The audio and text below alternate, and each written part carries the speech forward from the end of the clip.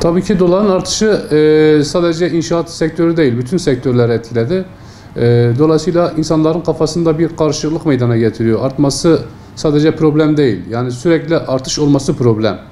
Bir yerde durmuş olsa yine insanlar belki ne yapacağını karar verebilir ama şu an itibariyle sürekli artışta olması insanları çok büyük tedirgin yapıyor. Doların ve diğer euro olsun, ondan sonra altın olsun, bunların değişken olması ve sürekli yükselmesi insanları büyük tedirginlik içerisinde bırakıyor.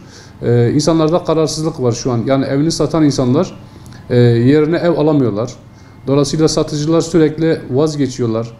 Umdukları evi bulamıyorlar. Ondan dolayı da biz en çok mağdur olan kesim, biz arada kalan esnaflar mağdur oluyoruz. Çünkü insanlar alışveriş yapıyor. Bir müddet sonra alışverişten vazgeçiyor. Yani bir gün sonrası veya tapuda bile alışverişlerimiz şu an dönebiliyor. O yüzden dolayı esnaflarımız çok büyük sıkıntı içerisinde şu an. Bu durumun nasıl olacağını biz de inan bilemiyoruz artık. Esnafımız çok zor durumda bu konuda. Şimdi tabii ki inşaatlar şöyle. Müteahhitler genel itibariyle tabii haklı da gördüğümüz yanları var. Sürekli fiyatlar artıyor. Malzemenin fiyatı arttığı için müteahhitler de satmama yönüne gidiyorlar. Yani hesaplama yapamıyorlar. Bir inşaatın maliyetini hesap yapamıyorlar. Dolayısıyla satışa arz etmiyorlar. Şimdi zaten piyasadaki müteahhitlerimizin birçoğu güçlü müteahhitler. Yani kendi öz sermayesiyle iş yapan müteahhitler. Dolayısıyla kar marjını hesap edemiyorlar. Yani maliyeti hesap edemiyorlar. Ondan dolayı da satışa koymak istemiyorlar. Tabii buna bir şey diyemiyoruz. Yani adam temelde belki satmak istemeyebilir. Bunu anlayışla karşılıyoruz. Önceleri biz 2 yıl 3 yıl öncesinde cüzi bir miktar peşinattan biz daire alabiliyorduk müteahhitten. Şu an müteahhitlerimiz bitirme aşamasına gelmiş. Yani tam bitirmek üzere olduğu halde yine satışa koymuyor daireyi. Bunu da yanlış buluyoruz tabii ki. Şimdi bir müteahhit satışı bitirmek üzereyse, yani daha doğrusu inşaatı bitirmek üzereyse bir maliyeti ortaya çıkmıştır. Bu ne demek? Belli bir kar marjını koyarsın, satışa arz edersin. Bu şekilde yapması gerekiyor. Ama müteahhitlerimiz şu an onu yapmıyorlar. Bittiği halde, maliyeti hesapladığı halde satışa koymuyorlar. Dolayısıyla bu da bir piyasanın sıkışması anlamına geliyor.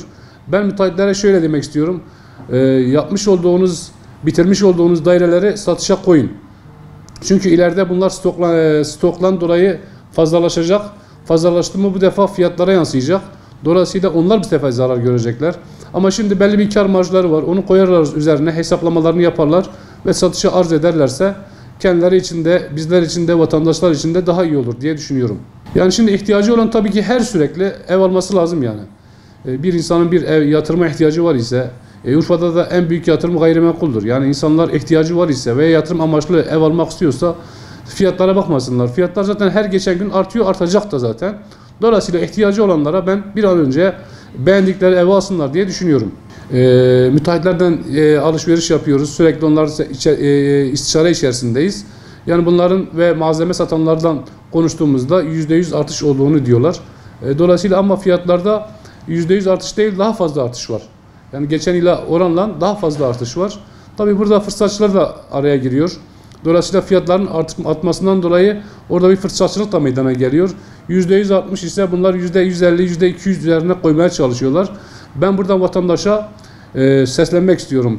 Kesinlikle yetkili ofislerin haricinde hiçbir emlak ofisinden çalışmasınlar. Sıkıntıya düşerler, dara düşerler.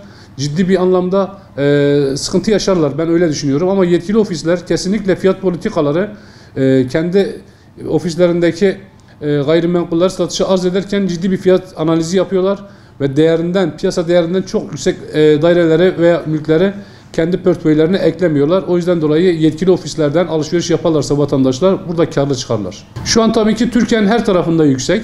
Bu da dediğimiz gibi yani döviz kurlarının yükselmesinden, altının yükselmesinden kaynaklı, malzemenin artışından kaynaklı Türkiye'nin her tarafında yükseliş var. Ama Şanlıurfa'mız yine belki sözüm yanlış anlaşılacak ama bizim emsal illerimize baktığımız zaman fiyatlarımız hala daha oturmamış. Bunu yine üstüne basarak söylemek istiyorum. Kesinlikle yanlış anlaşılmasın. Şanlıurfa şu an sanıldığı gibi çok pahalı konutlara sahip değil. Yani daha fiyatların artacağından endişeliyiz. Dolayısıyla diğer bölge illerde bizim emsal illerimizden, tabii küçük illeri ben baz almıyorum. Bizim emsal illerimiz Antep olsun, Mersin, Diyarbakır ve diğer büyük şehirler kesinlikle fiyat anlamında bizden daha öndeler. Bizim de fiyatlarımız biraz daha yükselecek diye düşünüyorum yani. Vatandaşlara tekrar seslenmek istiyorum. Yani ciddi bir anlamda yatırım yapmak istiyorlarsa ihtiyaçlarını yetkili ofislerden alsınlar diye düşünüyorum.